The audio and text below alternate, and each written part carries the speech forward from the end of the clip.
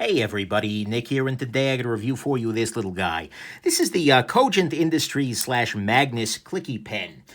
So first off, I want to thank my buddy Jonathan for sending this pen along. This is a pen that I'd actually never even heard of before the guy let me know about it, and so that's pretty excellent. It's always nice to hear about something new, and it's even nicer when the person tells you, well, hey, you should check this out, and you want mine? Like, yes, I do. So, thank you very much for that, Jonathan.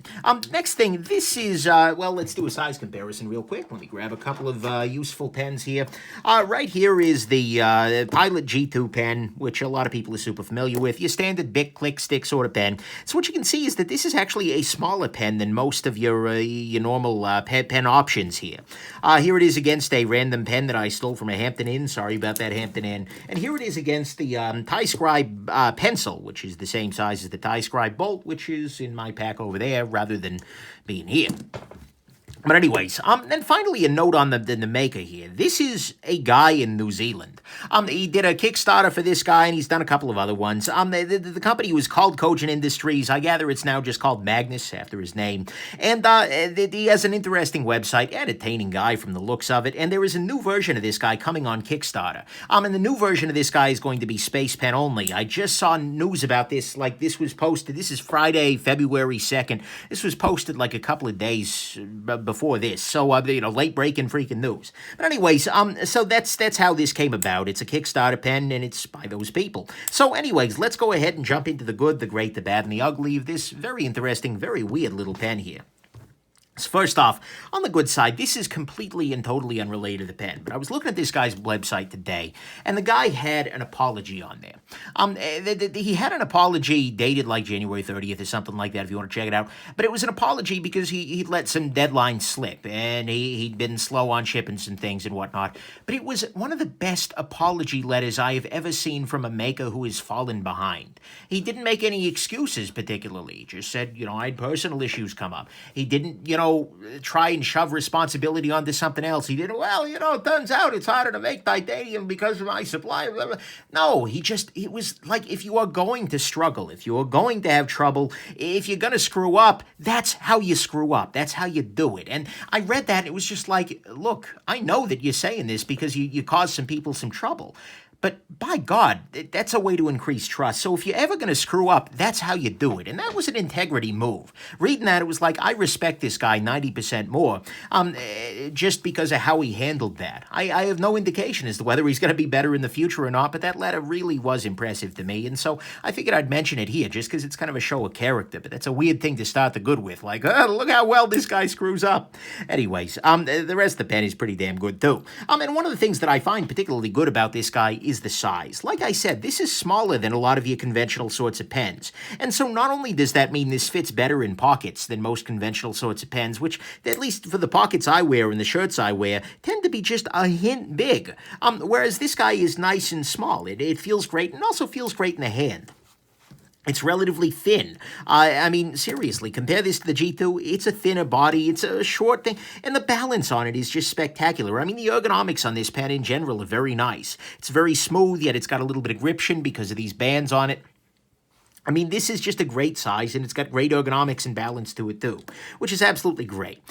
Next thing, this guy has a weird little feature. When you click this top here, the pen deploys, but then when you press the bottom of it, when you press the clip, that's what makes the pen stop deploying. That's what makes it pop back in there. And the way that works is that underneath the clip, when I rotate it out of the way here, there's this little nubbin that sticks up when the pen is deployed. And the clip presses down against that nubbin and puts the pen back in there. That's a neat little idea. I mean, this is certainly not the first time I've seen that. I mean, there were other pens that have that, even in mass production. But it's well done here, and I think it's a nice way to go about it. Because, frankly, it's a satisfying action. It works well, and so that's good. Next thing, the machining on this pen is actually quite good. I mean, you can see here, little details, like, for instance, the fact that these little bands are all equally spaced, and you really can't tell that this bottom band here is actually where the pen unscrews to add the refill in there. And similarly, you can see that this clip here is not a spring clip. It is a machined single piece of titanium that also incorporates the pocket clip. You can unscrew it there.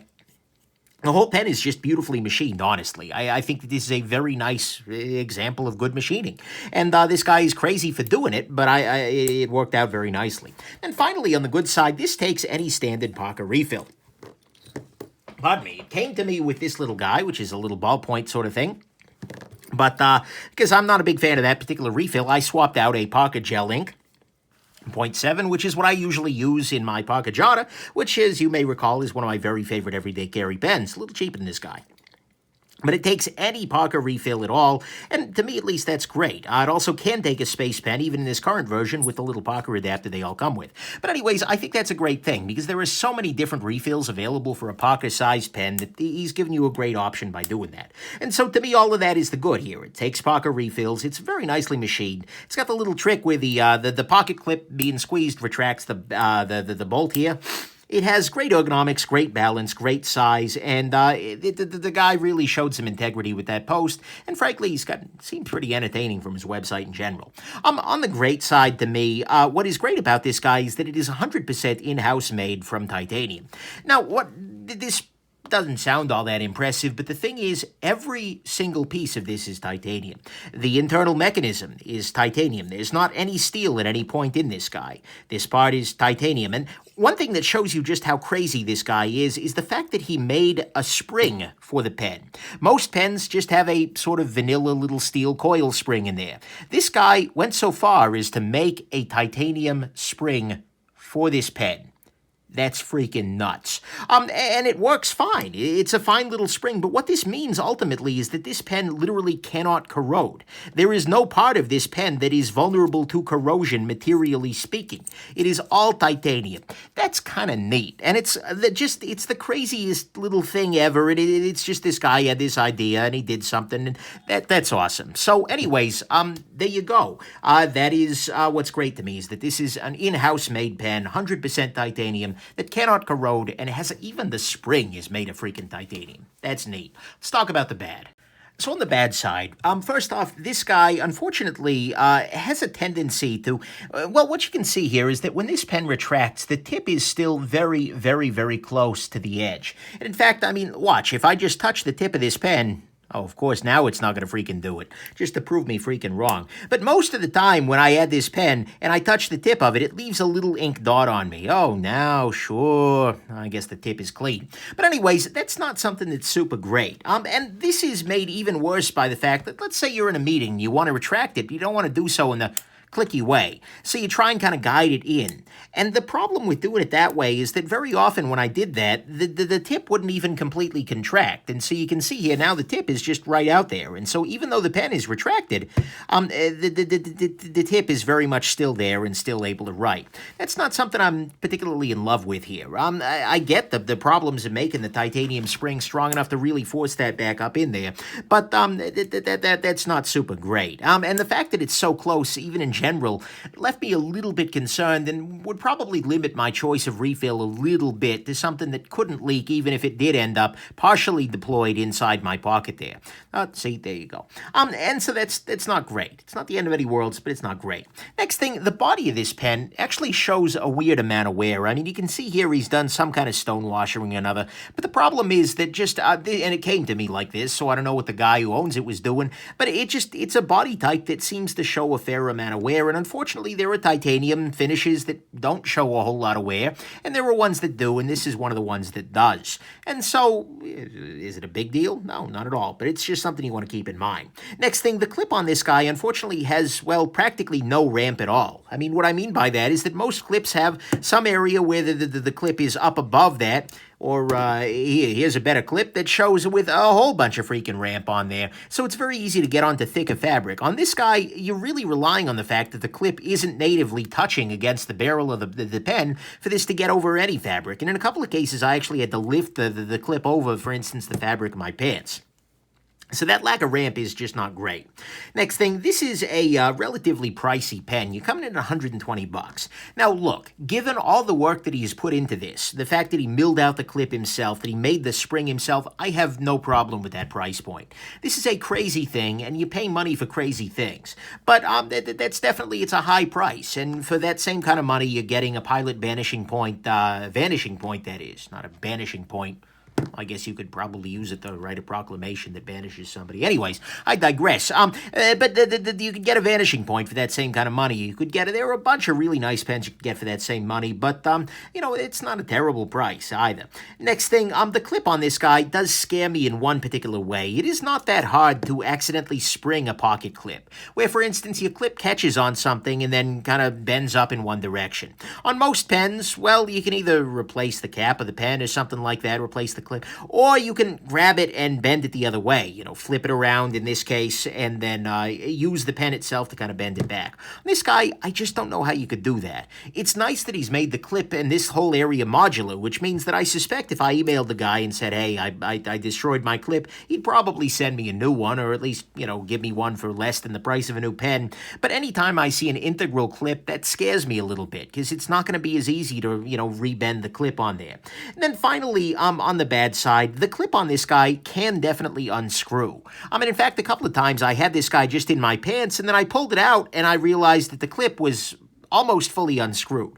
This isn't a big deal, and it does take a number of rotations to get the clip all the way off, but what that did mean is that a couple of times that this happened, I took the pen out of my pocket, clicked it in there, did some writing, and then I pressed down on the clip, and nothing happens. Well, because the clip is not in the position it's required to be in order to disengage that. Not a big deal, but it's a deal. I'm kind of nitpicking here, but yeah, there you go. So, to me, at least that's what's bad here, is that the clip can unscrew. The clip is hard to rebend. It is pricey. It definitely shows a little bit of wear. It doesn't have a whole bunch of ramp on the clip, and then the tip is still definitely exposed, and especially if you don't fully deploy it there, retract it, it's easy for this to be still in a place where it can write even when the pen is nominally closed. So, to me, at least that's all bad.